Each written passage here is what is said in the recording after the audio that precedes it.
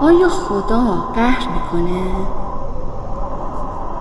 بعضی وقتا فکر میکنیم خدا با همون قهر کرده.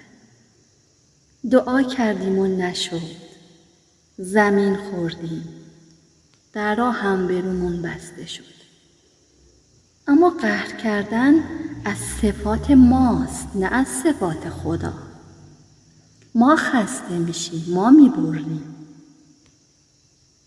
اما اون میگه 100 بار اگر توبه شکستی بازا.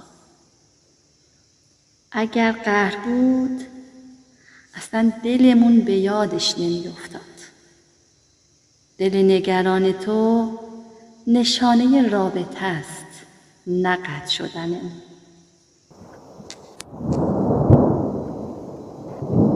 به نظرت سکوت خدا یعنی فاصله یا شکل دیگری از پاسخ؟